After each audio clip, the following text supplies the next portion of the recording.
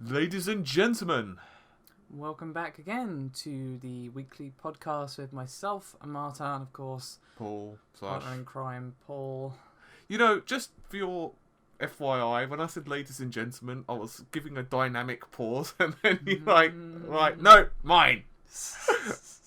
I thought you were giving me like a leeway thing, you know? Yes, that sounds totally like me. Anyway, let's talk, as always, about what games we've been playing this week.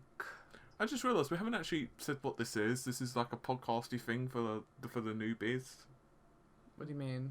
Well, it's like we've not really said, welcome to the podcast or anything like that. We just kind of jumped into it, and the expectation people are like, I'm sure this is fine. Well, it's a gaming podcast, so we talk about games we've been playing, what's in the news, any questions from our viewers, and any other thing we feel like talking about, basically. Oh, well, call me convinced and educated. Anyway, so what have you been playing this week? I'm probably going to get, hate mail for this one. Okay. Right? But I haven't actually been playing that much. That's not what the hate mail is going to be about. However, I'd suggest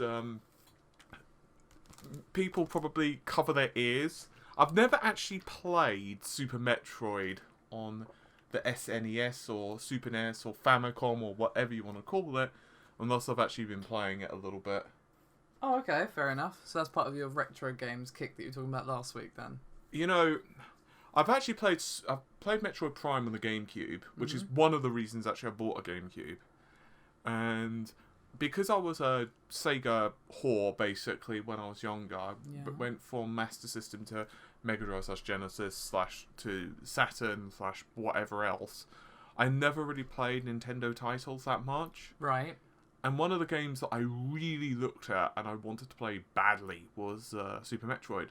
And I've been playing it, and it's really freaking good. Like, what Nintendo managed to do with that game.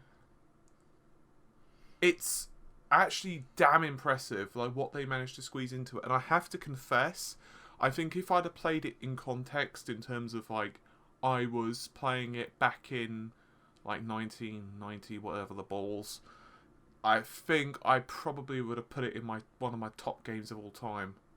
Okay, alright, that's a bold statement. I've only played it for about an hour, so admittedly I'm a bit early, but it's got that Metroidvania kind of, you're searching, you need certain weapons to unlock certain things. Well, that's kind of where Metroidvania comes from. Precisely, but it's just, there's something about the design, it really just makes me excited. And I am, as regular viewers will know, and as you know, I'm an absolute whore when it comes to sci-fi space stuff. Yeah. And that's one of the reasons I've got I was going to say, I'm surprised you haven't played it, considering how much you love Symphony of the Night. I would have thought that game would be right up your alley. Well, basically, given that it's that, but in space. Well, as I said, I played Metroid Prime on the GameCube, and I love that game as well. But I just never played the earlier ones, and it's amazing how much Nintendo actually squeezed and crammed into this bloody game. We're talking cutscenes. Admittedly, the FMV cutscenes, which is kind of reminiscent in terms of quality, actually, of Story of 4 / Beyond Oasis on the Genesis, which is an action RPG, really good. Yeah, and it's just damn impressive. The music, the ambience, and you know what it is for me. The sound effects are very minimalistic. All right, but it has this. There are some games which I could probably go into in another podcast, but one of my favourite types of atmospheres in a game are, there are some games where you're playing them and you don't ever feel like you're in danger. Yeah. Or you're alone. Mm-hmm. But there are some games where you've just got this atmosphere, this dripping atmosphere of foreboding. You don't know what's in the next area, but B, there's this feeling of just being alone, of isolation, and just this, I wouldn't say dread, but just this feeling of I'm exploring, but I know that there's probably not much else out there that's friendly. For me, that's that type of atmosphere. So kind of a horror-ish atmosphere then. Yeah, but it's almost like it's a sense of wonder as well. Right. And those type of games for me, if you can nail that atmosphere, I'll give your game 10 out of 10. I'll send blowjob and hookers your way. Not from me. I won't give the blowjobs, but the hookers will give the blowjobs. Developers, I hope you're listening. Yes, quite. Anyway, now I've given everyone horror. So what about you? Yeah, I just swallowed up 5 minutes of the podcast. It's fine. Well, fine. I've been playing Undertale a bit. That is still amazing. Been doing a true pacifist run at the moment. Streamed it a bit last night since The Division decided to turn into a PowerPoint presentation. So I played that. That's really, really good. As many people know, that game has kind of been overhyped to the point of absurdity at this point. But it is very good and it is deserving of the hype. I also played a bit of The Division off stream, obviously just to kind of make sure it all worked and get a feel for the controls. Joke's on me, lol. And it seems okay so far. I mean, it didn't really make me go, wow, apart from the graphics. The graphics are actually pretty stunning, actually. But I don't want to give any real opinions on it because I haven't really played enough of it. I do feel like them going for such a realistic setting, but with RPG elements, is kind of going to be a bit weird. Like, it might be a bit strange because, you know, it's a Tom Clancy game, so obviously you can't have, like, ray guns and stuff. But you've also got RPG elements, so it might be interesting how that clashes later on down the line. I'm kind of interested in it, but I tell you what puts me off of it. It's always online. That's what puts me off of it. Yeah, it's like the fact that you have to play with people.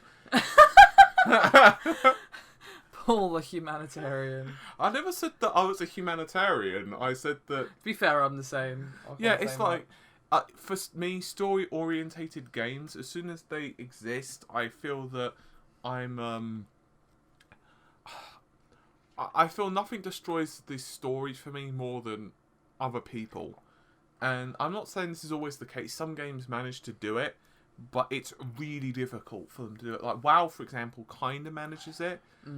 But for me, WoW is not... The story's good, but it also kind of is distracted and destroyed if you're trying to enjoy it. If others are like... Yeah. Let's be honest. Is the story the main reason you're playing WoW? The answer is probably no.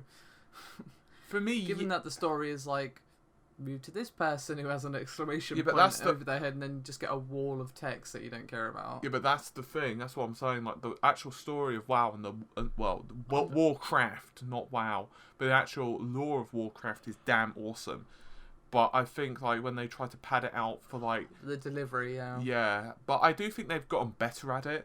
Like, in my opinion, anyway, I think, for example, what they did with Wrath of the Lich King and the Wraithgate, for example, was really well done. But having said that, I've not played WoW in a long time. Yeah. So.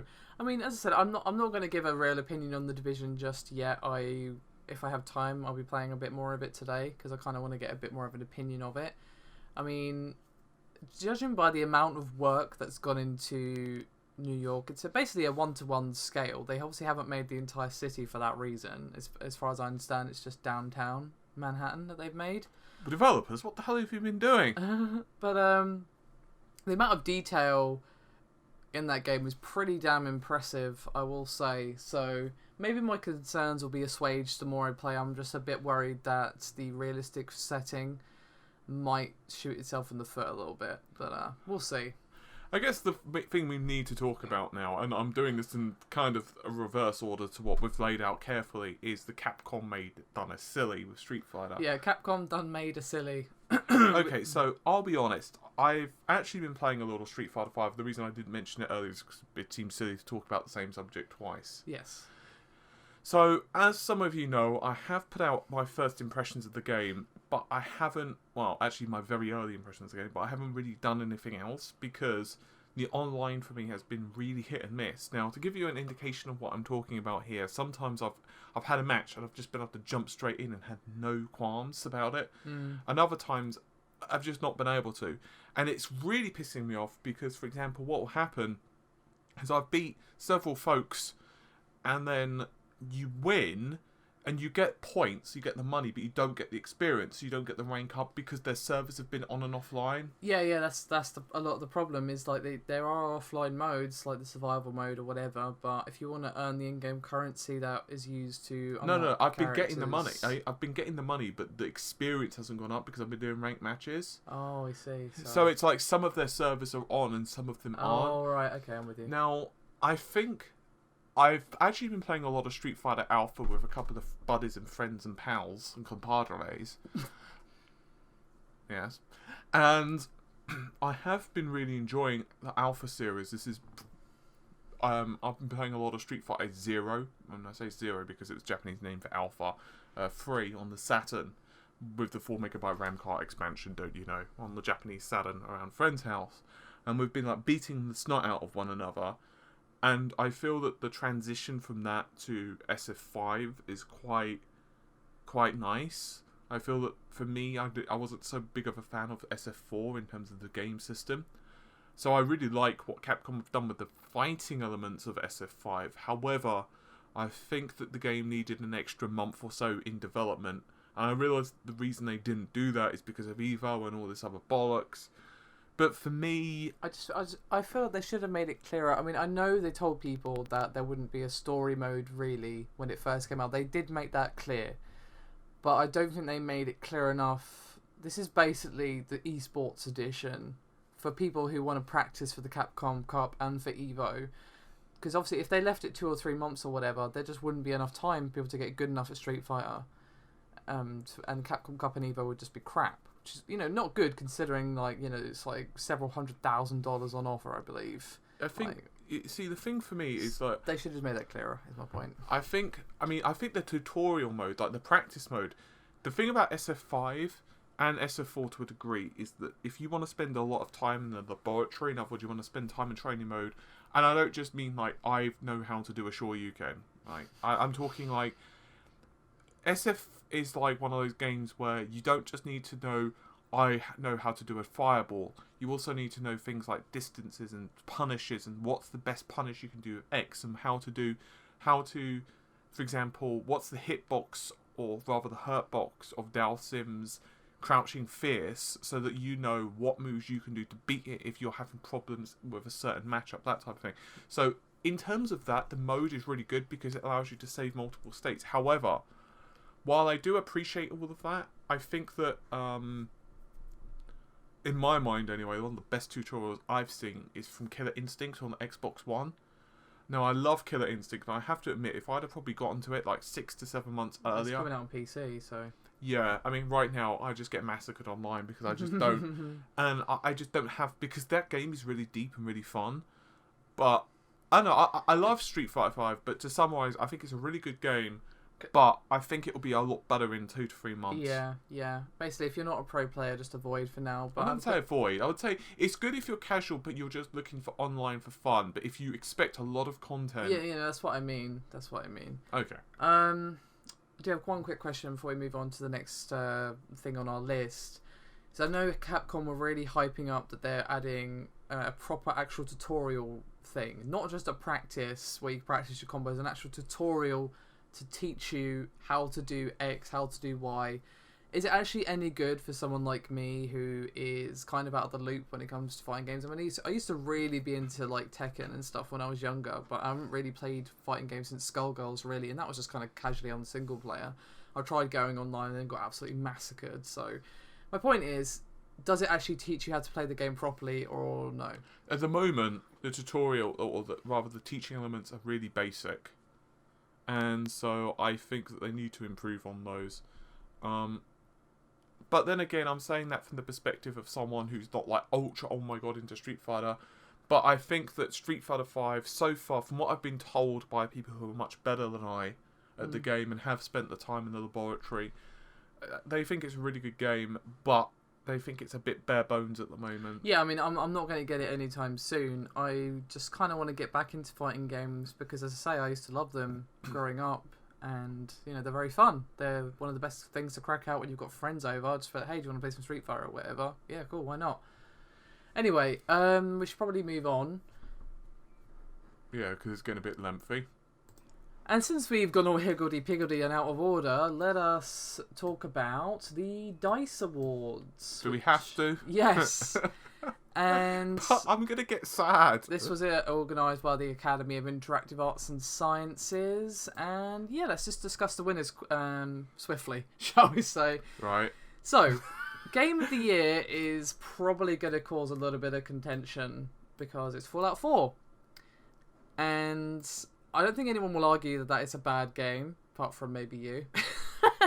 I would argue it's not a bad game. It's just to call it Game of the Year. It's a bit far. I mean, it's a good game, but I don't know about Game of the Year. I mean, personally, I would have given that to like Witcher 3 or Frisbee of the Year, something like that. But it's entirely a personal preference thing. What really gets my goat is how Action Game of the Year was given to Star Wars Battlefront. So it gets you the greatest of all time. What? Haven't you heard of that? Basically, GeoAT is now the greatest of all time on the internet. It's becoming like a whole thing. No. I meant the goat as in the animal that exists. Bah. Yes. Anyway, Action Game of the Year was given to Star Wars Battlefront. And I'm like, you what? The game that probably costs like, you know, $110 to actually get the full experience? Okay then. I'm unimpressed. Yeah. I'm unimpressed with their shenanigans. So I guess I'll just run through and you give quick opinions on each one. So we've discussed the first two: Fighting Game of the Year, Mortal Kombat. Well, what other competition was there? Is my answer to that one. Personally, given how much of a mess it was on PC, the single player. I will say, as much as I bitch about Warner Brothers with their quality at times, and I am not someone who's even qualified to say about the balance in Mortal Kombat because I've not played it anyway slightly enough to even quantify the level of balance. But I will say that the single player story on Mortal Kombat is pretty damn well executed. I haven't played all of it, but from what I have played, it's pretty well done. Family Game of the Year, Super Mario Maker. Neither of us would have played that. Mobile Game of the Year, Fallout Shelter. I think your shitter was. I think that was the one. Yeah, I think that was a Freudian slip there because that game is like Cow Clicker Deluxe with a Fallout skin. To be quite honest, I've got it on my tablet and yeah, it was really cool at first, and then you quickly realise just how little there is. It's just got all the depth of a puddle.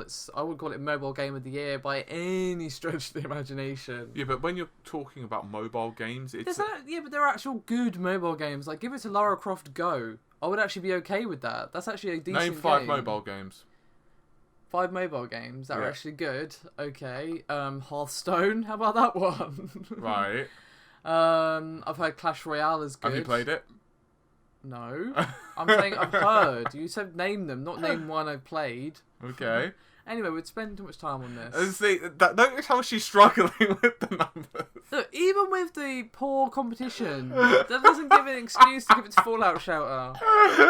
Anyway, next one is achievement. Shut up. Outstanding achievement in character. Outstanding achievement in character was given to Lara Croft in Rise of the Tomb Raider. I'll leave that one to you. I think she was well written. However, I don't know if I would argue she probably was up there with the best, but it's all down to personal preference. I haven't played it yet, to be honest, because my list of games to play is obscene enough as it is without adding to it. But I've heard that she is a much better character from when she was in the reboot, the one that came out a couple of years ago. I actually really liked her in the reboot. I didn't dislike her either. Even though it felt like I was playing a snuff film at times. But I'm just saying, from what I've heard, she's improved, basically. Okay, Drake. Outstanding achievement in original music composition, Ori and the Blind Forest. Yeah, that's fair. Sound design was given to Star Wars Battlefront. That's probably the one thing it did do well, is the sound. It's got to have something. And it has Star Wars on it. Achievement in story, The Witcher 3 Wild Hunt. Yeah, I can see that. Maybe, possibly. But that's such a subjective point of view. Yeah. Outstanding technical achievement, Witcher 3 again, and I can kind of see why. It's a very gorgeous game indeed. Achievement in animation, Ori and the Blind Forest, and also got art direction as well. I would possibly give that. I haven't played Ori and the Blind Forest, but I have to say the animation in Rise of the Tomb Raider is also pretty damn amazing. Yeah, but given this is a fairly small studio, and the art direction is really nice in Ori as well. RPG of the Year, Fallout 4, LOL. Strategy Game of the Year, Heroes of the Storm. Not really played it, to be honest.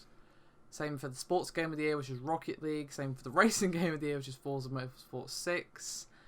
Outstanding achievement in online gameplay, Rocket League again, haven't played it. Handheld Game of the Year is Helldivers, never even heard of it. Adventure Game of the Year, Metal Gear Solid 5. That's the most generic award name you could have in the history of awards, but okay. DICE Sprite Award is Rocket League again, and last two are Outstanding Achievement in Game Design, The Witcher 3, and Game Direction was given to Fallout 4. So a bit of a theme going on throughout that list. Yeah, basically they could have just pretty much just said, well, we're just going to rename this the Fallout... the Fallout and Witcher 3 awards. Yeah. And some Ori on there. Yeah. Anyway, the next thing I would want to discuss is some news that has literally just popped up today, and I will be discussing this more in length later. That's what she said. Funny. Thank and it's the price for the HTC Vive, which of course is the Steam VR. Now, this is actually a leak in advance of an announcement, so do take it with a pinch of salt, blah, blah, blah, blah. And brace your wallets, because it's $799. Ow. You know, I'm not surprised. Well, I'm not surprised, but I think a lot of people were hoping that it would be cheaper or around the same price rather as the Oculus, which obviously surprised people with its cost of $600. I had a feeling it was going to be more expensive. But here's one thing to keep in mind with Oculus, though. One of the things that made people take that so much by surprise is the fact that Palmer Luckey, who obviously is the CEO, had come out and said that it would be ballpark $350. And I don't know about you, well, maybe but it's a big $600 ballpark. Is not ballpark. Maybe it's a big ballpark. Yeah, it's a massive ballpark.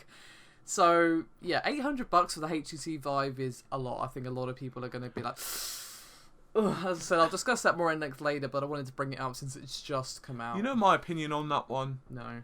Well, my opinion on that one, since you ask, is quite simple. I think, considering the level of technology that's in this sucker, I mean, the quality of the screens alone are probably going to ramp the price up. Plus, as well, the rest. I mean, look how much a mobile phone's going to cost you. The top-end mobile phone with the screen. Plus, you're getting everything else. The bottom line is, if you've got the cash to plonk down on the GPUs to run the Oculus, there's a bloody good possibility that you're going to have the money to plonk down on the headsets. Now, I realise that some people are going to be disappointed, but how I look at it is, let's say these GPUs are released now, right? Let's say they're released in the next 3 months, 4 months, or actually the HTC is going to be arriving in April, right? Mm-hmm. The new GPUs aren't even out then. So, in my opinion, what you'd be better off to do is to wait, buy the new GPUs end of this year, then upgrade to the new headsets next year. As I've said about the Oculus, I mean, I will admit I was initially pretty disappointed with the Oculus, because obviously that's a bit out of my price range personally, but after I thought about it, I thought, do you know what, this is actually reasonable, given that, you know, any new technology is always more expensive when it first comes out. I mean, just look at how much a Blu-ray player cost when they first came out, and DVD players even were really expensive when they first came out. 4K TVs were the same, even smart TVs, 1080p TVs. These new things, when they were first new, were all really expensive compared to how they are now. So basically, these are going to be for the power user and for the people that are, you know, enthusiasts of VR and who happen to have the disposable income as well. So while it's going to be a bit of a kick in the teeth, I don't think we should really be super surprised. Pretty much. So, let us move on to something I discussed yesterday that I thought you might find interesting, and AMD are basically teasing us pretty good with some DX12 and VR-ready PCs that are supposedly 9 times faster than the Xbone and 7 times faster than the PlayStation 4. Right. Because they have dual Fiji-powered, innards.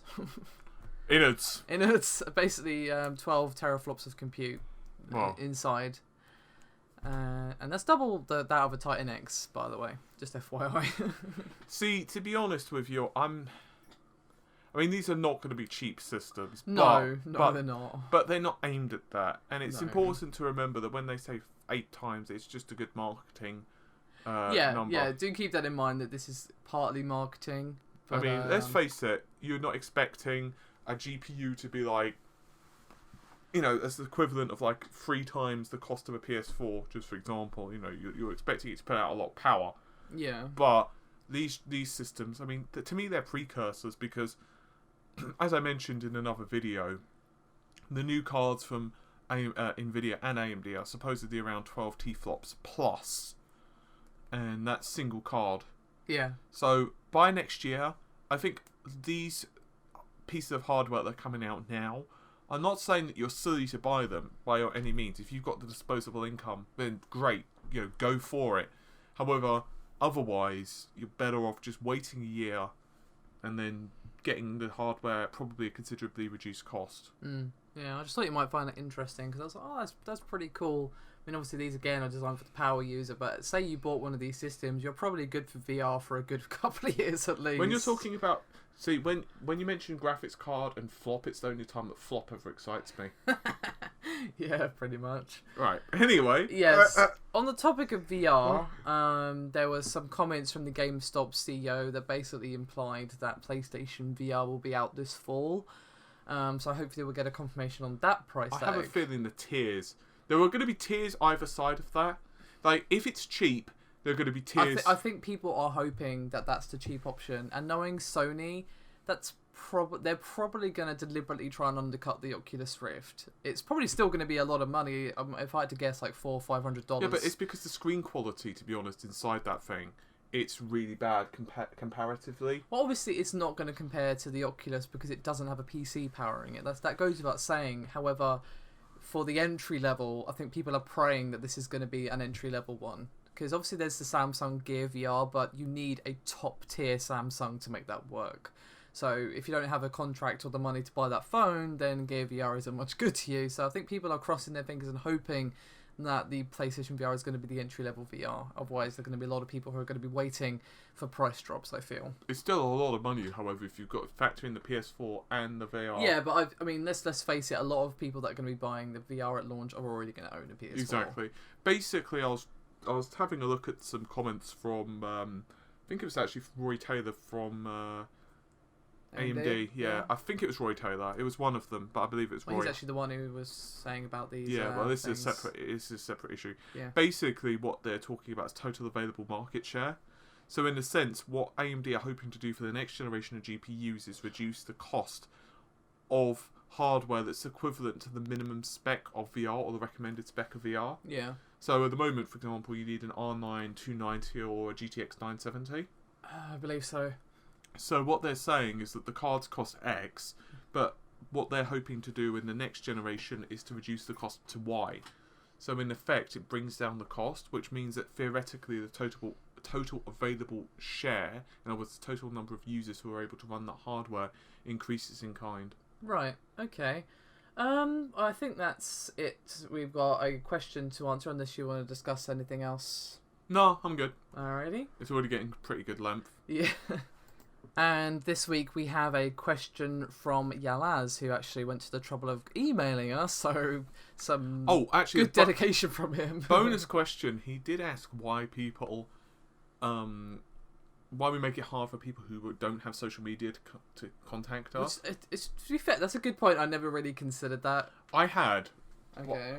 But the thing is, for me, it's like, I don't think either of us have the time to read emails and stuff typically after work. So for me, it's like... No, I think, to be honest, we do have a generic email address if you don't have social media. contact@redgamingtech.com. And I think after this, we're going to be a bit better about checking it. Yeah, it's just typically we're able to, because we're both working... Yeah. Because obviously if you tweet or Facebook us, it's like, hey, I can just check that on my phone on the way home or whatever. Yeah, like when we're dealing with the commutes. And good old commute. Yeah, when you're sitting next to that guy who hasn't washed in a couple of days and you think to yourself, make it stop. Don't. You're giving me PTSD. It's going to happen Monday. You cannot escape. Anyway, let's move on to his question from Yalaz, as I said. And he said... One question for you guys, inspired by the amnesia question. What games do you become? Who's having problems is... Yeah, multitudinally better in progressive playthroughs. For example, my enjoyment of Civ games or Doom games has never diminished as I keep playing them. Yeah. Do you want to go first or shall I? Oh, you go first. Why not? Okay, so I actually do concur with one of his examples of Doom. Because, for example, the first time you play Doom... you are trying not to die. And the second time you play Doom, you're trying not to die. I was going to say, like, isn't that like every game ever that has a death state? No, but the thing about Doom is that you're kind of like, I have no idea, A, where I'm going, and B, what the enemies are, and C, just holy shit. But as you progressively go forward, you realise, oh, there's a secret there, and as you start getting more familiar with the layout of the areas and the maps, and you start getting more familiar with the weapons and where you can find the ammo, you can start getting, for example, a shotgun in an earlier position, and therefore it keeps giving you, gratification of a sexual nature. So basically, it rewards you for memorising the levels, I suppose. It also, I would say, A, it does that, but it also rewards you for actually exploring. Right, okay, which is one of the key components of Doom, and I really, really, really, really, really hope that's in the new one. It will be, or will be sad. I mean, judging from what they've said, it is. And the good thing about PR is they never lie. Yeah, that's the thing. You've always got to take something that comes out of the mouth of any person who represents a developer or a publisher or whoever, even just general companies. You've got to take it with like this huge amount of salt. To be fair, though, they're showing gameplay trailers, so that's never sent us in the wrong direction. To be fair, it's actually looked. They've removed that stupid orange filter that was on it at E3, so that's something. That's true. I mean, Doom's a good one. Civilization is a good example, but that made me think of like StarCraft and games like that. Like, not necessarily the multiplayer component, but you could argue for that. But even with the single player, the more you play it, the more you learn how the game works. Like a good strategy for each thing. Like, people like me who are terrible at the multiplayer, the single player is a good way to like practice against certain units and certain situations. And also, the more you play it, play it on harder difficulties, you are rewarded with skill, and perhaps you could even transfer that over to the multiplayer by having good APM and stuff like that. So I'd say StarCraft 2 and games of that nature are a good example. Don't worry about me, I'm just playing with Amy's cat in the background. Yeah, he's just petting my cat who was like having a lovely sleep, and now he's just woken her up. That's what... Never mind. Anyway, any other examples you want to bring up? There are actually quite a few. I mean, one of the big ones for me that I will admit, I did mention to Yalalas is, I think, Streets of Rage and those type of games. Because let's face it, you probably didn't get super far in Streets of Rage the first time. And I think that those type of games really reward you for coming back and start memorising, once again, enemy locations, enemy patterns. But I feel, for me, on average, and this is just how my brain works, there are some games which are great for multiple playthroughs. I'm referring here to story primarily orientated titles. Yeah. But discover new things and stuff. But while there are certain games which do that, for example, Star Wars Knights of the Old Republic, because you get to play like good or evil and that type of stuff, and find out new areas. Yeah. I feel, on average, for me, the first time I play a game is the most magical. Yeah, I mean, I would agree with that, but there are some games that lend themselves very well to multiple playthroughs, and I'm not counting like a New Game Plus here, although you could make that argument. For example, any roguelike game where obviously you earn things and that can be used in your next playthrough, so the more you play, the better you get. For example, the recent game from Yahtzee, the guy who does Zero Punctuation, called The Consuming Shadow. That's a pretty good example, because each time you play, you level up and you gain basically skill points to apply to your next run and make your life a hell of a lot easier. So games that do that definitely get better as you play through multiple times, but that's just inherent to their design. I also would probably suggest that one of the... you might want to close your ears now if you don't want a minor spoiler for Castlevania Symphony of the Night. So close your ears for like a minute if you don't want spoilers for Symphony of the Night. Yeah, it's minor, but you might, Yeah. So, for me, the first time I started to play through Symphony of the Night on the PS1, you get to this point where you have to fight Richter Belmont. Yeah. And I beat him and I got the bad ending. Alrighty. And I realised that you actually are supposed to get an item. So I beat Richter, was like bollocks, and basically was forced to explore Castle more. Got these glasses which allow you to see the true enemies controlling Richter, and then completed the game, and then the whole thing flips upside down. You're like playing in the inverted castle.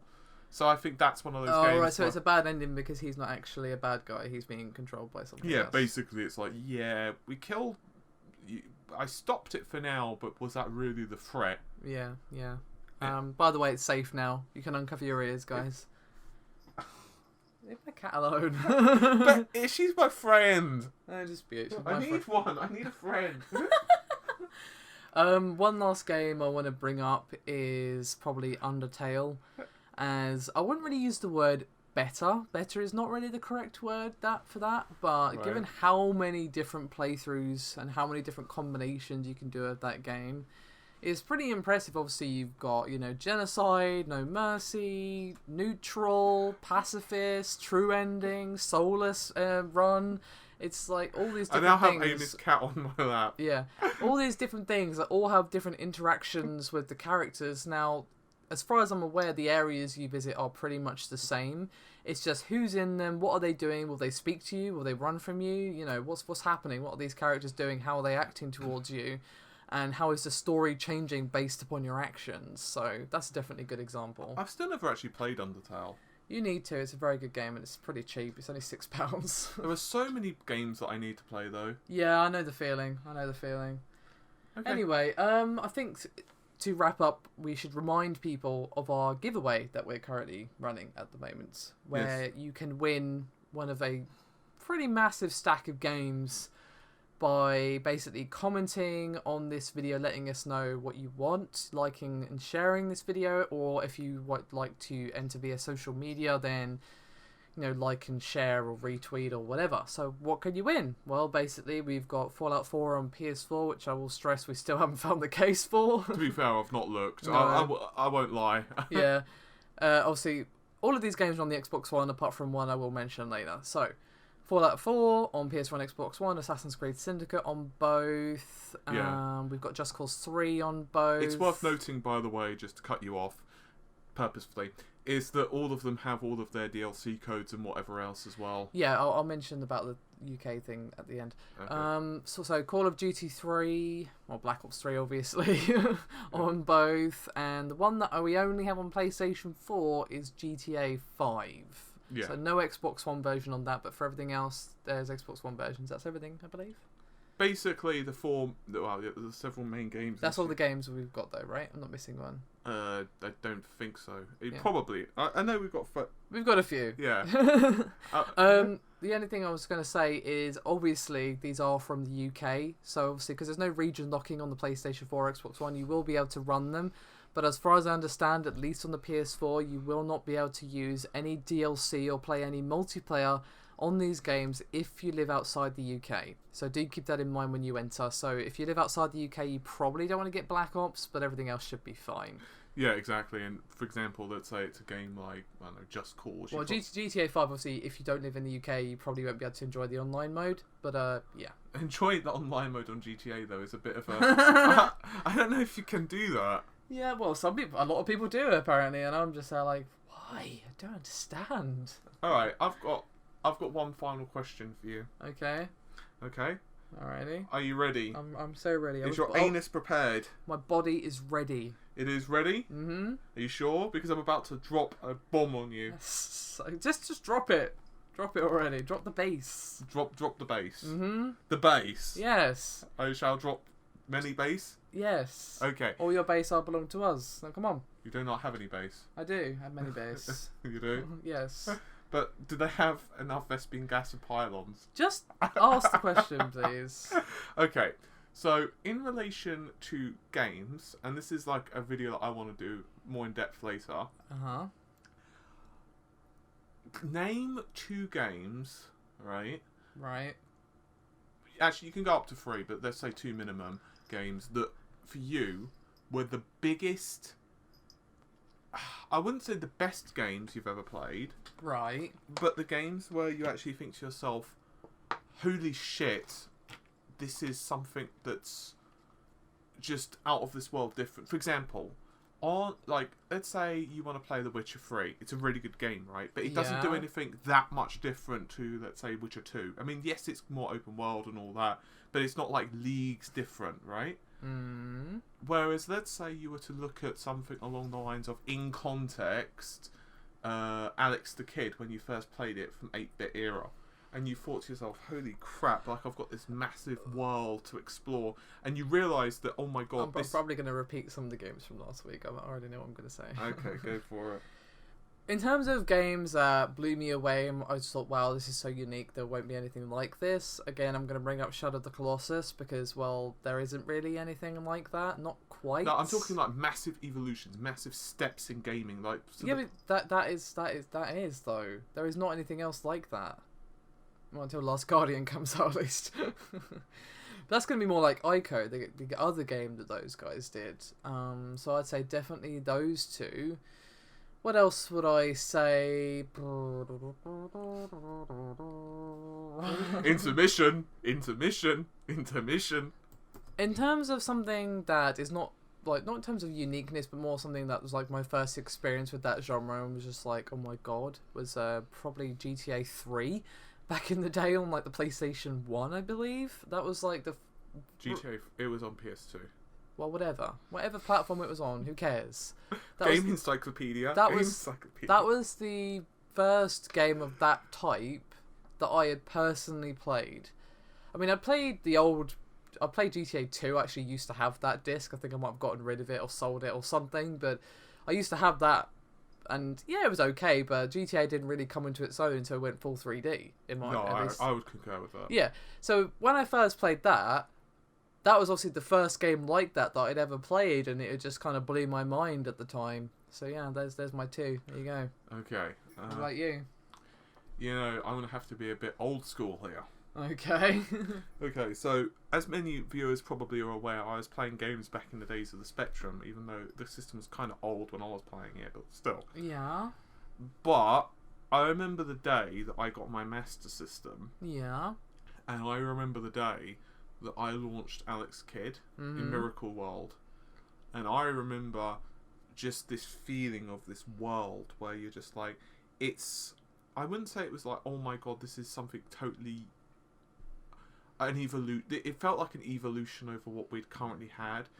It, like, the characters, the music, the fact that you could go from outside, like, you know, flying, and then you know, like a helicopter to like on a bike to be able to go underwater and punch an octopus in the gill. And I know someone's going to tell me an octopus doesn't have a gill, but still, it just felt so. It felt like the world had, like, the gaming for me had just suddenly evolved massively. Yeah. And I think another one would have to be the first time I played the original Half-Life. Yeah, I can definitely see that. No! I'm losing. My cat's abandoning ship for my lap instead. There we go. Yeah. You know how it is. And now I've got... Amy lap is best lap. This is not true. Sit on my lap. Not you, viewers. Continue. Yeah. The viewers can't see my cat, so... No. So, like, this is the most unprofessional podcast. Yeah, but that's the standard, so it's fine. Continue. Yeah, that's true. So, for me, it was like, I think when I played certain games, you know,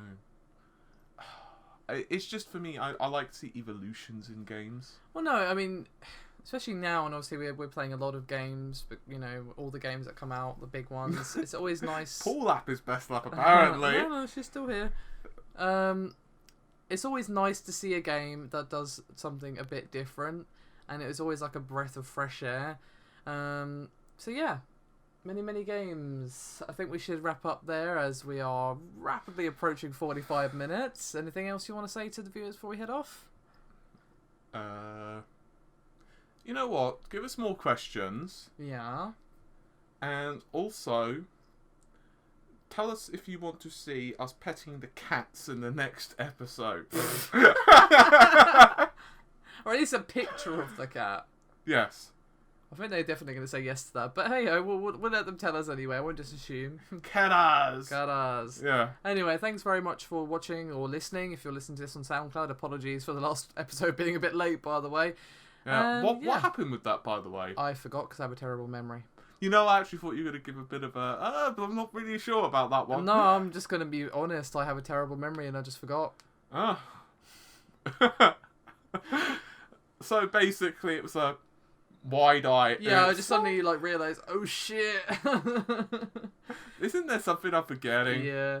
Anyway, thanks very much for listening, guys. We'll see you next week. Bye. Bonnie says bye as well. That's the cat. Yeah, Bonnie says bye. Bye.